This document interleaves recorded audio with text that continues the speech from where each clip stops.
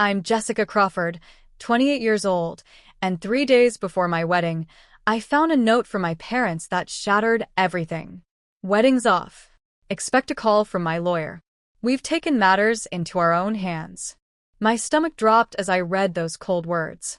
After years of trying to please my controlling parents while building my own life with Tyler, they had finally gone too far. The perfect wedding they insisted on funding had become their weapon against me. I stood in our family home clutching that note, knowing I wouldn't argue or fight back. I had no idea that within 48 hours, everything would change in ways I never imagined. Before I dive into this story, let me know where you're watching from in the comments below, and please hit that like and subscribe button if you've ever had to stand up against family pressure for someone you love. Growing up as the only child of Richard and Eleanor Crawford meant being raised with both privilege and pressure. Our family had wealth going back 3 generations, with my father running a successful investment firm and my mother maintaining our social connections in Boston's elite circles. From an early age, I understood that my future had been mapped out: attend an Ivy League school, pursue a respectable career, and eventually marry someone from a suitable family with the right background, connections, and bank account. While I did attend Brown University as they wished, I developed a passion for interior design rather than business or law as they had hoped. After graduation, I surprised them by refusing a position at my father's firm and instead joined a boutique interior design studio. Over the next 6 years, I worked my way up to become a senior designer with my own impressive client list. My parents eventually accepted my career choice, especially when they saw I was successful, but they never stopped viewing it as a temporary diversion before I settled into a proper marriage. Their vision of my future husband was always clear: someone from our social circle, preferably with an MBA from Harvard or Yale, working in finance or law, and from a family they could brag about at their country club. That's why Tyler Williams immediately failed their test when I introduced him 2 years ago. I met Tyler at a charity fundraiser for arts education in public schools. While I was there as a donor, Tyler was being recognized for his work as a high school art teacher who had developed an innovative program connecting disadvantaged students with professional artists. The moment he stepped on stage to accept the award, I was struck by his genuine passion and humility. He spoke without notes, from the heart, about how art had saved him as a teenager and how he wanted to create that same opportunity for his students. At the reception afterward, I introduced myself, and we ended up talking for hours. Tyler grew up in a middle-class family in Western Massachusetts, his father a plumber and his mother a nurse. He worked through college on scholarships and student loans, eventually earning his master's in education. There was nothing pretentious about him, just authentic warmth, intelligence, and a contagious enthusiasm for his work.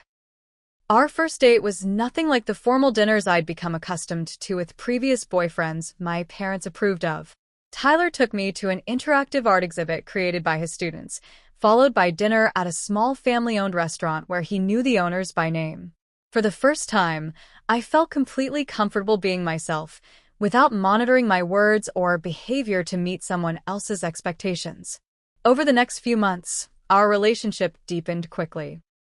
We shared values about what truly matters in life, even if our backgrounds were different. 6 months ago, during a weekend trip to Cape Cod, Tyler proposed with a simple but beautiful ring that had belonged to his grandmother. Without hesitation, I said yes. When I called my parents to share the news, their response was lukewarm at best. "That's wonderful, dear," my mother said with an unmistakable pause. "We should all have dinner soon to discuss the plans." That dinner became the first battleground in what would become a war over our wedding. My parents insisted on hosting and paying for an elaborate wedding at the Rosewood Estate, one of the most exclusive venues in New England. "It's what the Crawford family does," my father stated as if reciting a natural law. 300 guests minimum. Full orchestra. Top caterer.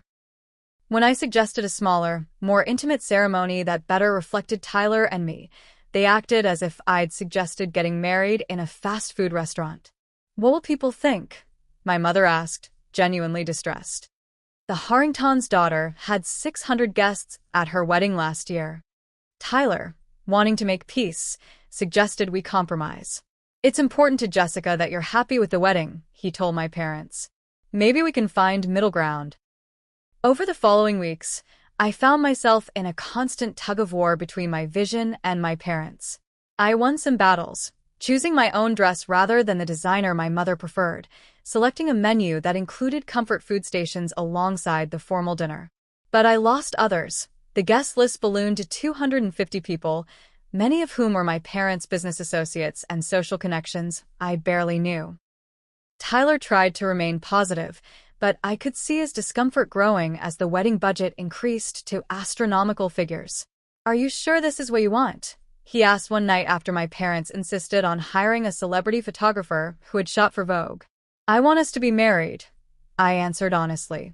"And I want my parents' blessing. I'm hoping if I compromise on the wedding, they'll eventually accept you and respect our relationship." Looking back, I was naive to think an extravagant wedding would solve the fundamental issue. My parents didn't believe Tyler was good enough for me, and no amount of floral arrangements or champagne fountains would change that. As the wedding date approached, what should have been an exciting time became increasingly stressful. Each planning meeting with my mother turned into a subtle criticism session about Tyler's family or background. "Will his parents know which fork to use at dinner?" she asked once, not even attempting to disguise her snobbery. "Perhaps we should print special instruction cards for certain guests." My father was more direct in his disapproval. During a tasting session at the caterer, he pulled me aside while Tyler was chatting with the chef. "It's not too late to reconsider, Jessica," he said in a low voice. "Brandon Whitfield has been asking about you. His family's firm just merged with Goldman Sachs. He would be a much more suitable match." The tension came to a head during a dinner at my parents' home 3 months before the wedding. My mother had invited Tyler's parents, ostensibly to get better acquainted.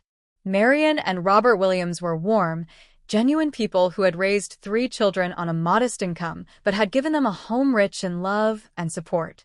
Throughout the evening, my parents made subtle but unmistakable remarks highlighting the differences in our backgrounds. "We've been members at the Oakmont Country Club for 4 generations, my father mentioned casually. "Where do you golf, Robert?" Tyler's father smiled politely. "I'm afraid between work and coaching Little League all those years, I never picked up the game." My mother's contribution was equally pointed. "The wedding venue has been featured in Architectural Digest 3 times. We've had our Christmas parties there for years. I imagine it's quite different from the places you typically frequent." I watched Tyler maintain his composure, responding with grace to each thinly veiled insult. His parents, too, remained remarkably dignified. But I could see the hurt in their eyes, and my resentment toward my parents grew with each passing minute. After dinner, when the Williams had left, I confronted my parents. "How could you be so rude?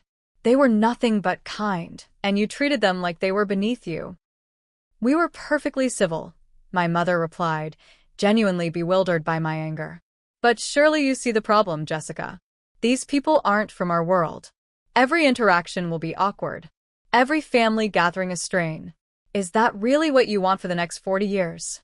What I want is to marry the man I love and for my family to support me," I replied, my voice shaking. "Tyler is kind, intelligent, and makes me happier than I've ever been. Why isn't that enough for you?" My father's expression hardened. "Because marriage isn't just about feelings, Jessica. It's about building the right alliances, maintaining a certain standard of living. Has Tyler mentioned a prenuptial agreement yet?" "What?" "No, and we don't need one." "Absolutely unacceptable," my father declared. "No daughter of mine is getting married without proper financial protection. I'll have my lawyers draw up the paperwork tomorrow." That was the line I refused to cross. "No. I won't ask Tyler to sign a prenup. It would suggest I don't trust him, and I do completely." My parents exchanged glances loaded with meaning. "Then we may need to reconsider our involvement in this wedding," my father said coolly. "Fine," I responded, surprising even myself with my firmness. "Tyler and I will pay for the wedding ourselves. We'll scale back and have something we can afford." The threat of me taking control seemed to startle them. After a tense silence, my mother said, "Let's not be hasty. We'll continue as planned, but this discussion isn't over." They reluctantly backed down, but the atmosphere remained frigid. That night, as I vented my frustration to Tyler over the phone, he suggested a solution I'd been secretly considering. "We could just elope," he said. "Fly to Hawaii, get married on the beach with just us and a couple of friends as witnesses. No drama, no power struggles." The idea was tempting. But despite everything, they're still my parents, I sighed. "I've always imagined them at my wedding. I keep hoping they'll come around once they get to know you better." "Then we'll do this your way," Tyler assured me. "Just remember, at the end of the day, it's about us building a life together. Everything else is just decoration." We continued with the wedding plans, but I began noticing my parents having hushed conversations that would abruptly stop when I entered the room.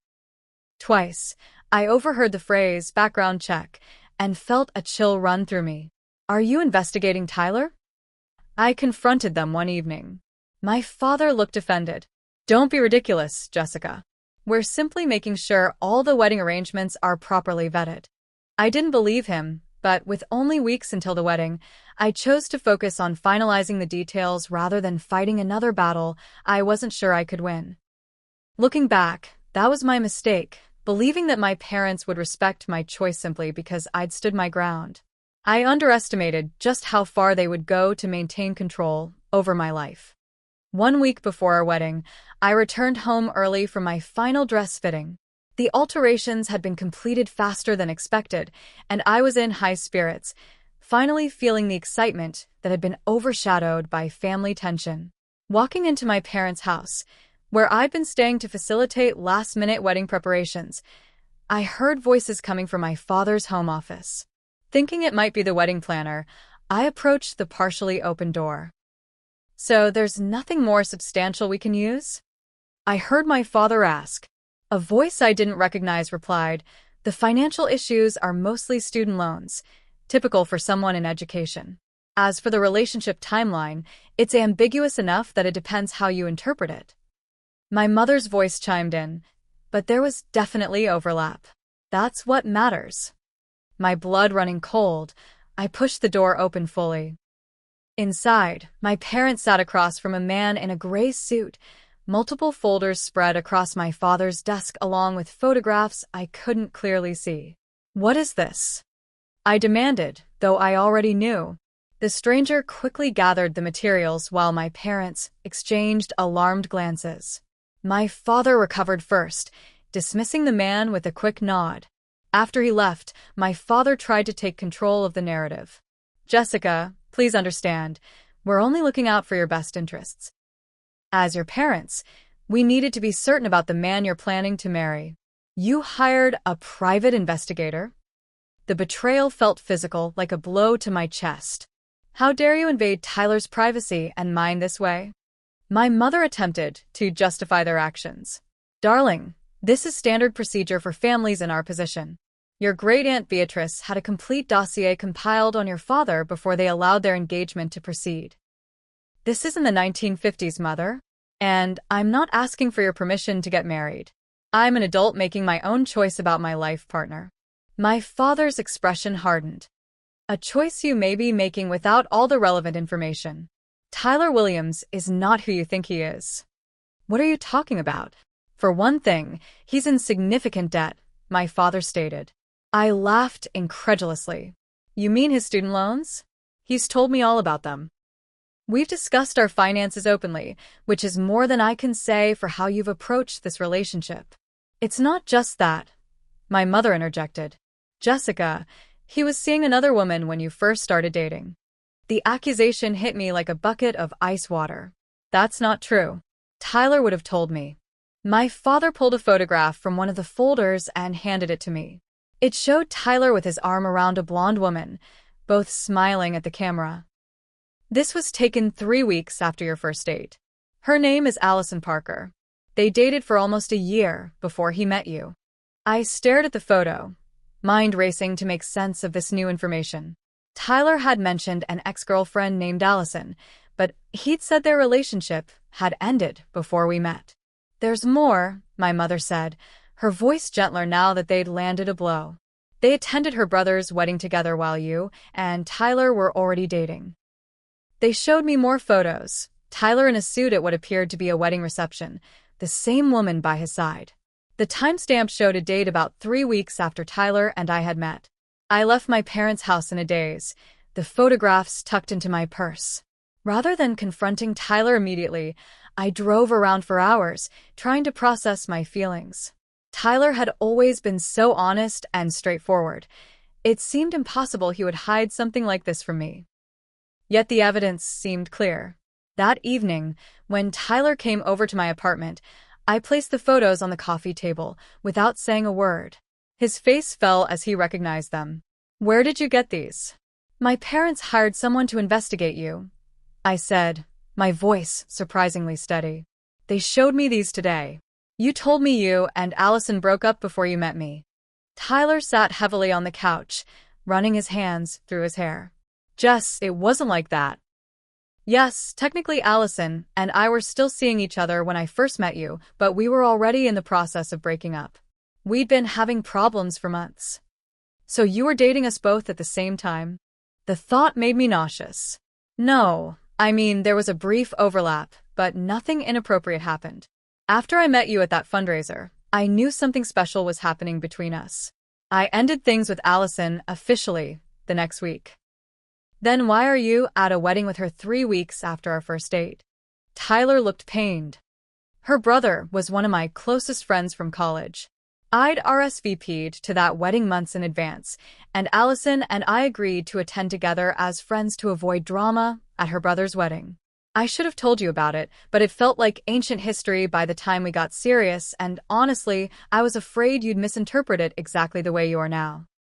Part of me wanted to believe him immediately.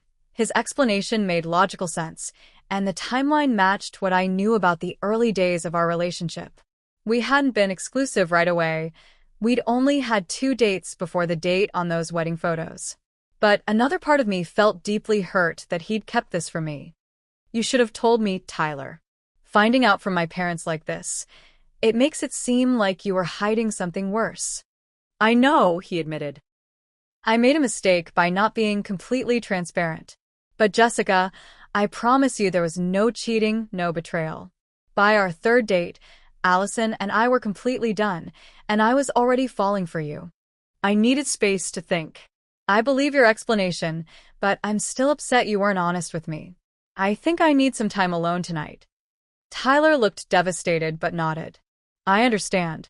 Just please know that I love you, and there's nothing else I've kept from you.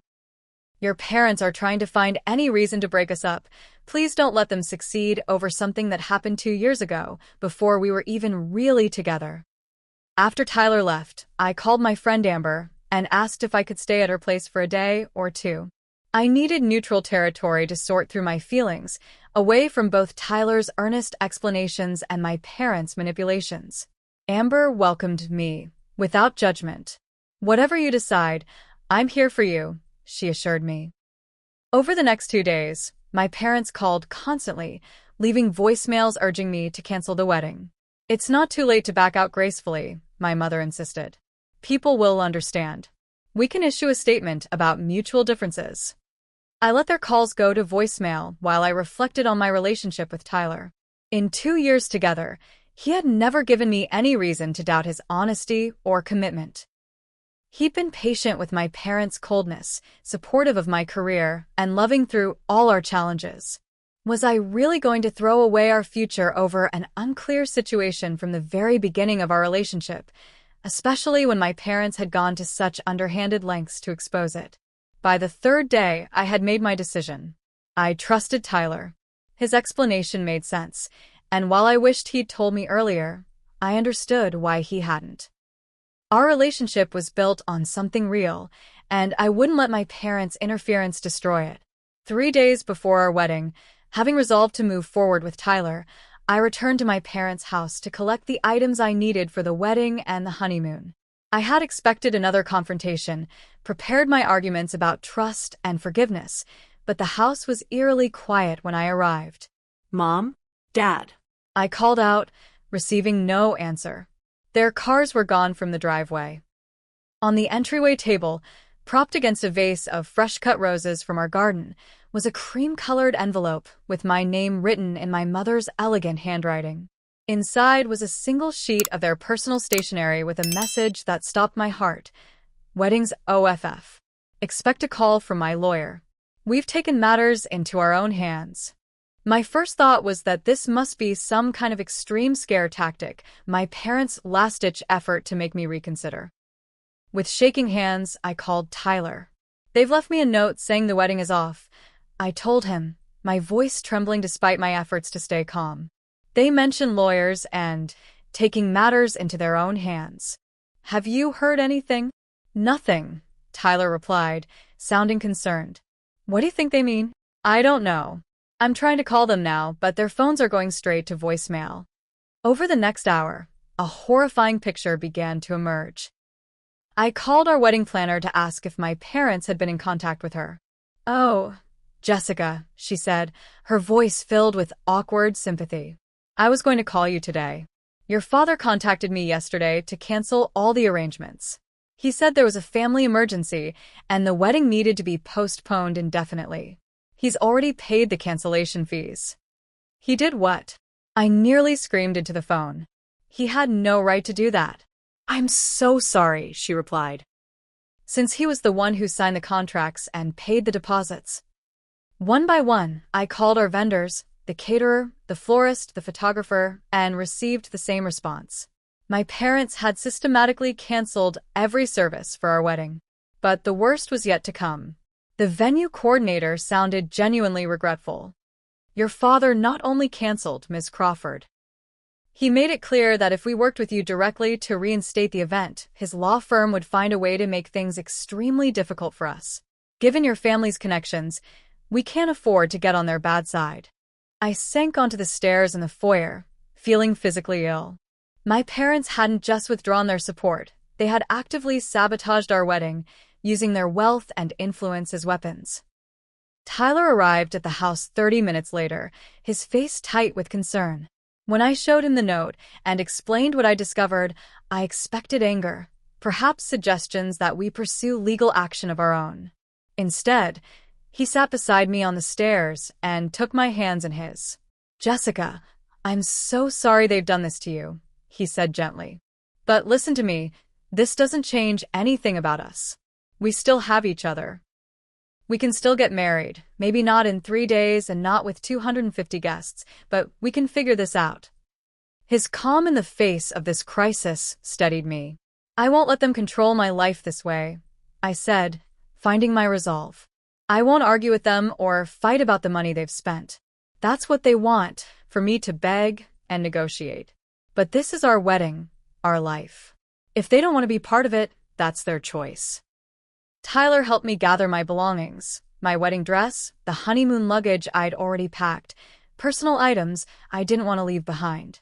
As we carried everything out to his car, I took one last look at the house where I'd grown up, feeling a profound sense of loss but also a strange liberation. For the first time, I was choosing my own path without seeking my parents' approval.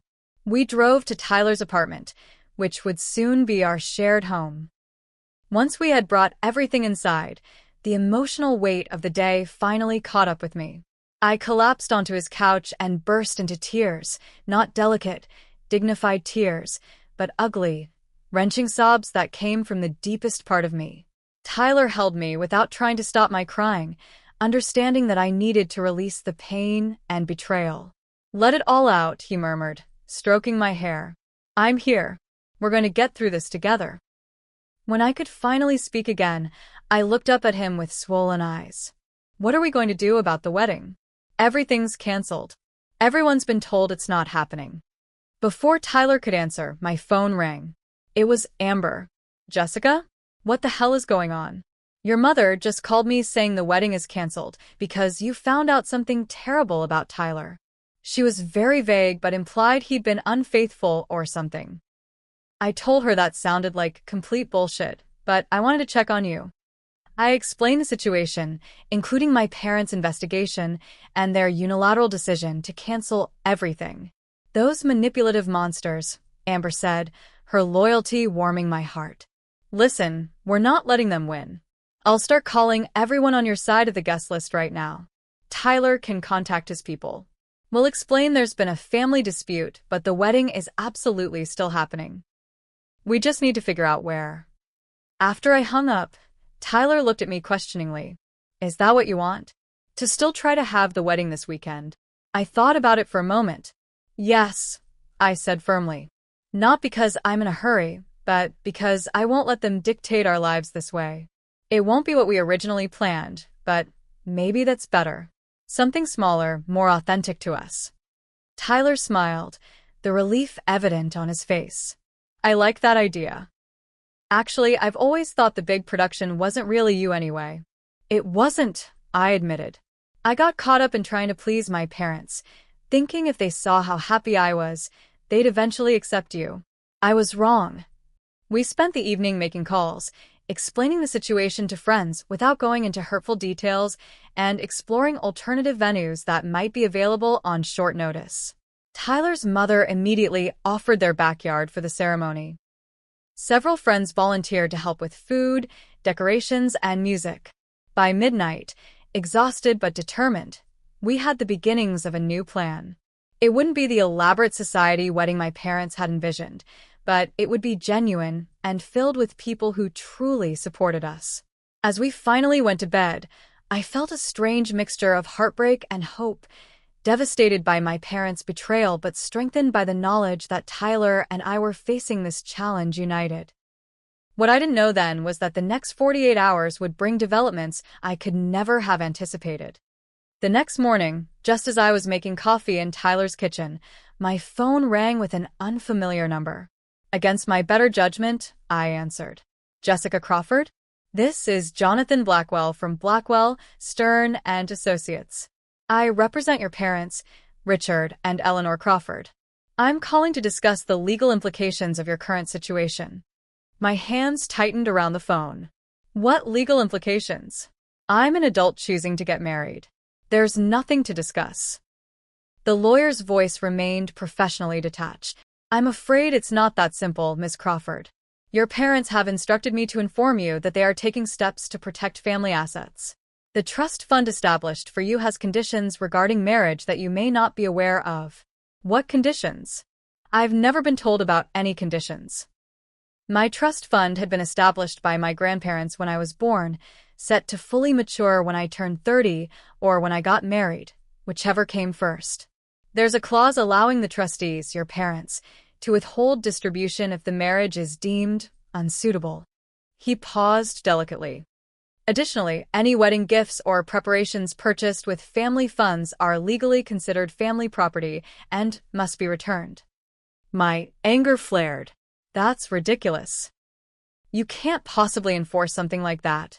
We're also filing for a temporary restraining order preventing you from accessing the family vacation properties, business interests, and certain heirloom items until this matter is resolved.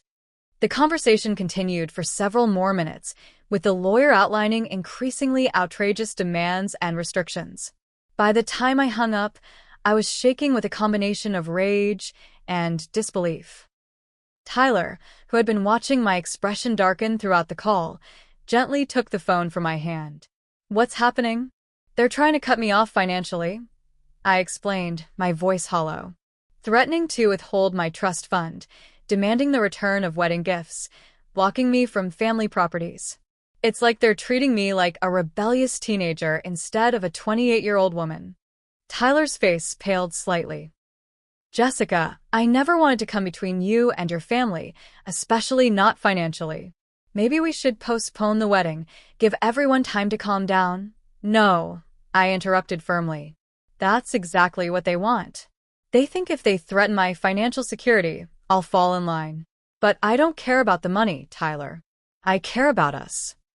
Though I meant what I said, I also knew we needed legal advice of our own. Later that morning, I called Marcus Goldstein, a lawyer I'd met through my work who specialized in family law. He agreed to see us immediately. Marcus's office was a stark contrast to what I imagined my parents' high-powered legal team worked in, small, cluttered with books, and decorated with children's artwork. But his reputation was excellent, and more importantly, he had no connections to my parents' social circle. After listening to our story, including the details about the trust fund, Marcus leaned back in his chair with a thoughtful expression. Your parents are bluffing, at least about the trust fund. I'd need to see the exact language. But trusts established by grandparents typically can't be modified with new conditions after the fact. If there was no morality clause or approval requirement in the original trust documents, they can't add one now. A weight lifted from my shoulders. So they can't actually withhold my trust fund? Almost certainly not. As for the wedding gifts and preparations, if they were explicitly presented as gifts to you, they're legally yours, regardless of who paid for them. The restraining order regarding properties depends on ownership structure, but it's likely just another intimidation tactic. Tyler, who had been quiet during much of the consultation, finally spoke up. What should we do next? Marcus smiled. First, don't panic. Second, I'll request copies of all the relevant documents, trust agreements, property deeds, anything that establishes Jessica's legal rights. Third, and most importantly, proceed with your lives as you see fit. Getting married is a legal right that your parents can't interfere with. As we left Marcus's office, my phone began buzzing with notifications. Friends were messaging about strange calls they'd received from my mother, asking probing questions about Tyler, and suggesting the wedding was canceled due to concerning information about him. They're trying to turn my friends against you, I said in disbelief as I scrolled through the messages. Most of my close friends, like Amber, had seen through the manipulation. But some acquaintances and more distant social connections were already sending politely worded messages expressing understanding about the difficult decision and hoping I was taking care of myself during this challenging time. It hurt to see how quickly some people accepted my parents' version of events without even checking with me. But it was also clarifying, showing me who my true friends were and who was merely part of the social network my parents had cultivated. The unexpected silver lining through all of this was Tyler's family. When we called to update them on the situation, their support was immediate and unconditional. Those people have no idea what they're throwing away, Tyler's mother Marion said firmly. You're welcome in our family exactly as you are, Jessica. No conditions, no expectations. His father Robert immediately offered practical help. I've got a buddy who's a justice of the peace. If you need someone to officiate on short notice, he'll be there. Tyler's sister Rachel called shortly after with another offer. I still have all the decorations from my wedding last year. Lights, table settings, everything. It's yours if you want it. The contrast between my family's rejection and the Williams family's embrace couldn't have been more stark. Tyler's family had limited financial resources compared to mine, but they gave freely of what they had, their time, their connections, their unwavering support. As the day progressed, we continued making alternative arrangements for a smaller wedding. Some vendors, upon hearing our story directly from us, agreed to work with us despite my parents' threats, particularly those who had no previous business connections with my family. By evening, local news outlets had somehow gotten wind of the drama. A reporter called asking for comment on what they described as a high-society wedding cancellation amid allegations of impropriety. I declined to comment, but the fact that the story had reached the media added another layer of stress. Tyler found me staring at my phone later that night, scrolling through more messages from friends reporting my mother's calls. We could still postpone, he offered gently. Get married in a few months when all this has died down. I looked up at him, seeing the concern in his eyes, not for himself, but for me. In that moment, I loved him more than ever for his willingness to put my well-being first. No, I said, taking his hand. My parents are counting on wearing us down, making this so uncomfortable that we give in. I won't let them win that way. We're getting married this weekend, even if it's just us, a justice of the peace, and Amber taking pictures on her phone. Tyler smiled, squeezing my hand. Whatever you decide, I'm with you.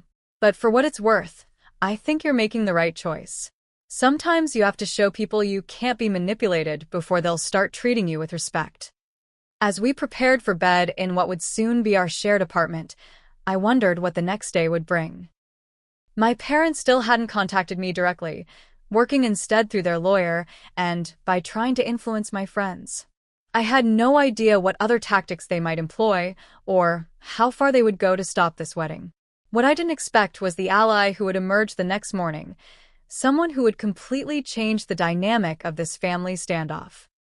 Exactly 48 hours after finding my parents' note, I was sitting at Tyler's kitchen table making lists of what we would need for our scaled-down wedding when the doorbell rang. Tyler, who had gone out to pick up breakfast, wasn't due back yet, so I approached the door cautiously, half expecting to find another lawyer, or perhaps even my parents themselves.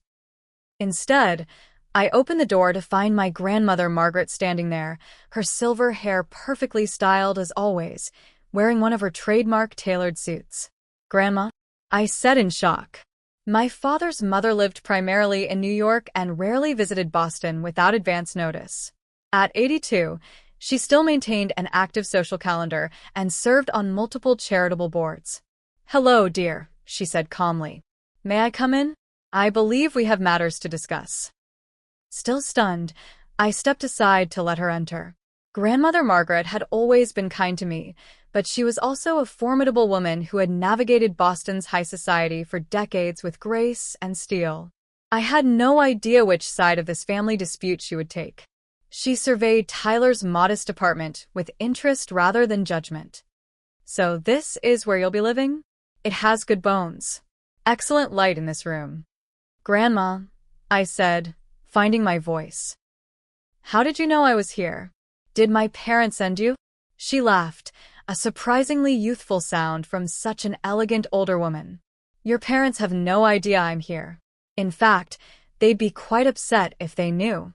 She settled herself on Tyler's couch and patted the space beside her. "Sit down, Jessica. I think it's time you heard some family history." I sat, bracing myself for whatever was coming.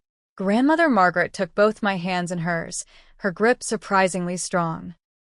"First, let me say that I am deeply disappointed in how your parents have handled this situation. Their behavior is shameful and does not reflect the values I thought I had instilled in your father." Relief washed over me. "Then you don't agree with what they're doing?" "Certainly not. But I'm not entirely surprised either. You see, Jessica, history is repeating itself in our family. 60 years ago, I was in a position very similar to yours." This was news to me. I'd always known my grandparents as the perfect society couple, their marriage apparently arranged from within their social circle. "Your grandfather Harrison came from the right family, attended the right schools, and moved in the right circles," Grandmother continued. "But he wasn't my first choice. Before him, I fell in love with a young architect named Daniel. Brilliant, creative, from a middle-class family in Philadelphia. My parents were horrified." "What happened?" I asked, fascinated by this revelation. "My parents did exactly what Richard and Eleanor are doing to you. They threatened to cut me off, canceled my engagement party, and spread rumors about Daniel's character. And I—" She paused, a flash of old regret crossing her face. "I gave in. I broke things off with Daniel and married Harrison 3 months later." "Were you unhappy with Grandpa?" "I had always seen them as content together. Harrison and I built a good life. We developed respect and affection for each other over time. But I never felt with him what you clearly feel for Tyler, that spark, that sense of true partnership. I don't want you to make the same compromise I did, especially not because of pressure from your parents." She reached into her handbag and pulled out an envelope. "Which brings me to why I'm here. Your parents seem to have forgotten who established that trust fund they're threatening to withhold." I looked at her in confusion. "I thought my grandparents on both sides contributed to it." "Indeed we did. And while your mother's parents are no longer with us, I am very much alive and still a co-trustee. I've spent the morning with my lawyer reviewing the documents. Your parents have absolutely no legal right to withhold your trust based on their disapproval of your marriage. None whatsoever." She handed me the envelope. "This is a letter from my attorney confirming your rights to the trust, regardless of whom you marry. I've also instructed him to proceed with a transfer of your portion of the trust to accounts solely in your name, which should have been done when you got engaged anyway." I stared at the envelope, hardly able to believe what I was hearing. "Grandma, I don't know what to say." "You don't need to say anything, dear. But that's not all I've done this morning. A small, satisfied smile played at her lips. I've also had some conversations with the management at the Rosewood estate and several of your vendors. It seems my name still carries some weight in this town, particularly with people who appreciate the charitable donations I've made to their children's education funds over the years. The doorbell rang again, and this time it was a courier with an envelope addressed to me. I opened it to find a letter from the Rosewood estate. Dear M.S. Crawford, we are pleased to confirm that your wedding reservation for this Saturday has been reinstated as originally planned. We apologize for any confusion and look forward to hosting your special day. Sincerely, the management, Grandma, I gasped. How did you do this? Her eyes twinkled. Let's just say I reminded certain people that the Crawford family name doesn't belong exclusively to your parents, and that my influence extends to areas they might not have considered. More importantly, I pointed out that bowing to intimidation tactics sets a terrible precedent for any business. Throughout the morning, similar messages arrived from the caterer, the florist, and other vendors, all confirming that our original arrangements had been reinstated. My phone began buzzing with calls from friends who had received new information clarifying that the wedding was indeed proceeding as planned. When Tyler returned and I introduced him to my grandmother, she studied him with keen eyes before nodding approvingly. I can see why Jessica chose you. You have integrity in your face, young man. Tyler, who had heard enough about the formidable Margaret Crawford to be slightly nervous, relaxed visibly at her acceptance. Thank you for supporting us, Mrs. Crawford. It means more than I can say. Call me Margaret, she replied warmly. And I haven't done anything extraordinary. I've simply ensured that my granddaughter can make her own choices, as every adult should be allowed to do. Over lunch, Grandmother shared more about her own experience and offered wisdom about navigating family conflict. Your parents are acting from fear, she explained. Fear that you're rejecting their values, fear of change, fear of losing control. It doesn't excuse their behavior, but understanding it might help you find a path forward eventually. Do you think they'll ever accept Tyler? I asked, voicing my deepest concern. Time will tell. Your parents are stubborn, but they do love you in their way. Once they see they can't control your choices, they'll have to decide whether their pride is worth losing their daughter. As afternoon approached, Grandmother prepared to leave. I've arranged to stay at the Four Seasons until after the wedding, she informed us. I assume I'm still invited? Of course, I said, hugging her tightly. Would you consider walking me down the aisle? Since my father won't be there? Tears glistened in her eyes, the first time I'd ever seen my composed grandmother cry. It would be my greatest honor, Jessica. After she left, Tyler and I sat in stunned silence for several minutes. I can't believe everything that's happened in the past 2 days, I finally said. From thinking our wedding was completely ruined to having it all put back together again. Tyler squeezed my hand. Your grandmother is amazing. Definitely see where you get your strength from, and it's not from your parents.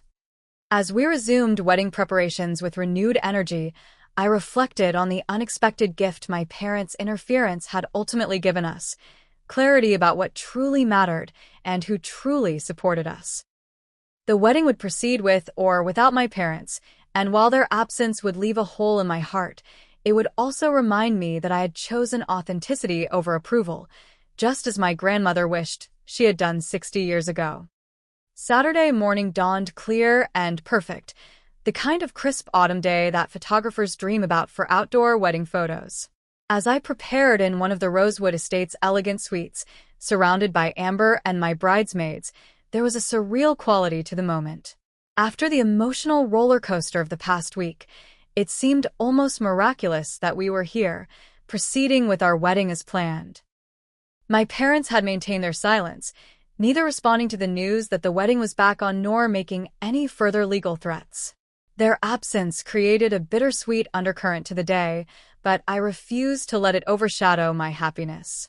You look absolutely beautiful, Amber said as she helped adjust my veil. I'd chosen a simpler dress than my mother had originally pushed for, an elegant A-line gown with delicate lace detailing rather than the princess ball gown dripping with crystals that would have better suited my mother's vision. I feel, right, I replied, studying my reflection. Like I'm truly myself today. A knock at the door revealed my grandmother, resplendent in a silver-blue ensemble that complemented her eyes. "It's almost time, dear," she said, her voice steady but her eyes bright with emotion. As the music began and we prepared to walk down the aisle, grandmother took my arm. "Remember," she whispered, "you're not losing a family today. You're expanding one." The ceremony was more moving than I could have imagined. Standing before our guests, a smaller group than originally planned but filled with people who truly cared about us, I felt a certainty I hadn't expected given the chaos of the previous days. Tyler's vows brought tears to my eyes. "Jessica, when we met, I never imagined someone like you would choose someone like me. These past days have tested us in ways neither of us anticipated, but they've only strengthened my certainty that you are the strongest, most determined woman I've ever known.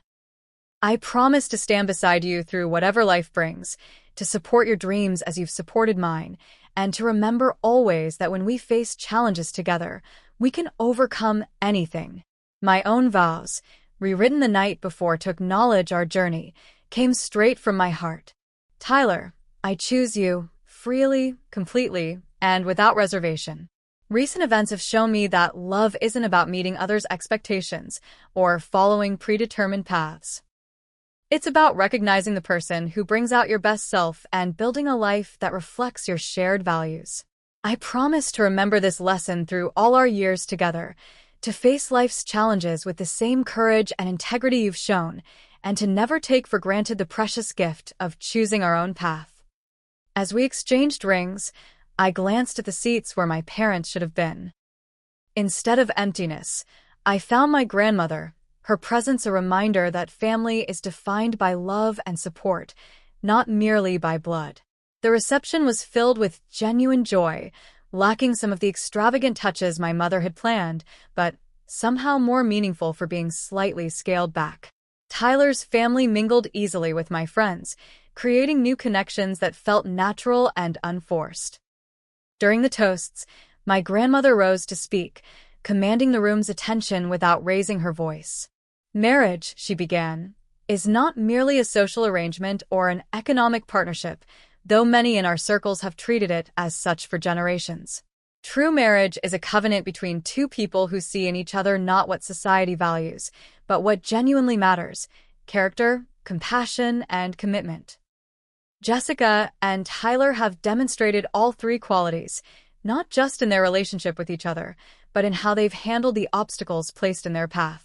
May their union remind us all that the most valuable family traditions are not those that restrict us to narrow paths, but those that give us the courage to forge our own.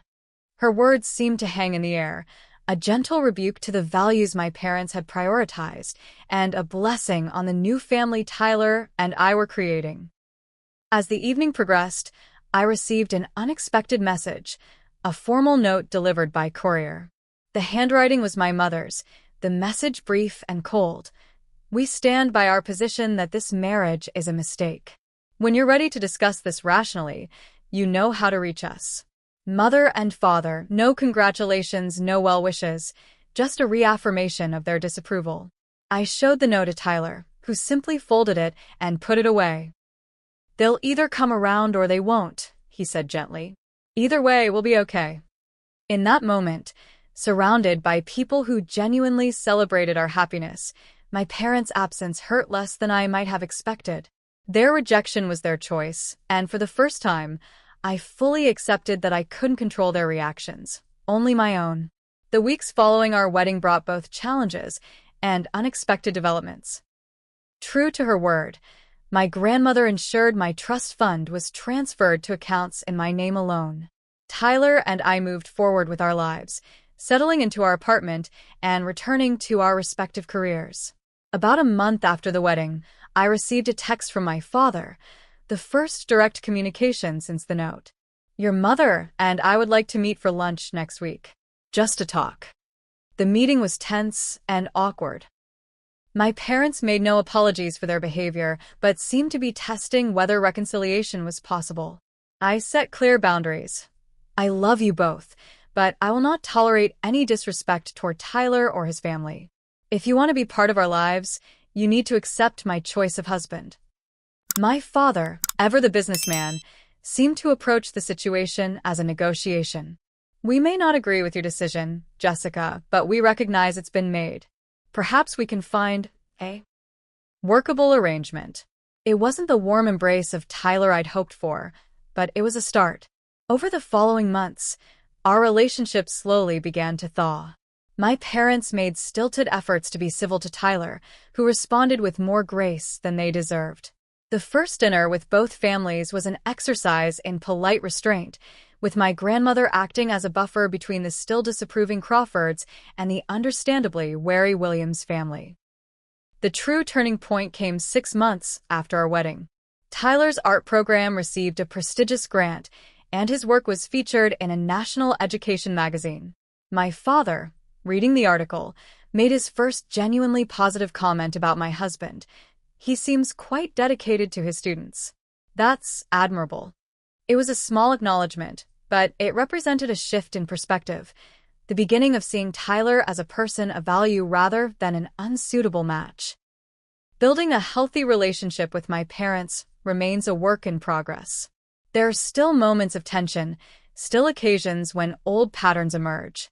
But I've learned to maintain firm boundaries while leaving the door open for growth and change. The experience transformed me in ways I never expected. The people-pleaser who had tried for years to balance her own desires with her parents' expectations was replaced by a woman who understood her own worth and the importance of making choices based on authentic values rather than external approval. My relationship with Tyler deepened through the crisis we weathered together. Facing such significant opposition before we even married gave us confidence that we could handle whatever challenges life might bring. His steadfast support through the conflict showed me the true meaning of partnership in ways theoretical discussions never could. Perhaps most surprisingly, I developed a new appreciation for family legacy, not the superficial version my parents had tried to enforce, but the deeper values my grandmother embodied: courage, integrity, and the wisdom to recognize what truly matters in life. As I reflect on our journey, I'm grateful for the crisis that nearly derailed our wedding. Without that challenge, I might never have discovered my own strength or fully appreciated the genuine support system we had built. I might have continued seeking my parents' approval rather than finding my own path. The note my parents left me, "Wedding's off. Expect a call from my lawyer," was intended to control and manipulate. Instead, it became the catalyst for my liberation from patterns that had constrained me for years. Those 48 hours between finding the note and my grandmother's intervention were among the most painful of my life, but they led to a clarity and confidence I might otherwise never have found. To anyone facing similar family pressures or trying to balance personal authenticity with family expectations, I would say this: stand firm for what matters most to you. The path may be difficult, the conflicts painful, but the freedom to build a life based on your true values is worth every moment of struggle. Thank you for listening to my story. I'd love to know if you've ever had to stand up to family pressure for someone or something you believed in. How did you handle it, and what did you learn from the experience? Please share your thoughts in the comments below, and if this story resonated with you, hit that like button and subscribe to hear more real-life experiences. And remember, sometimes the most painful notes can lead to the most beautiful symphonies. You just have to be brave enough to play your own music.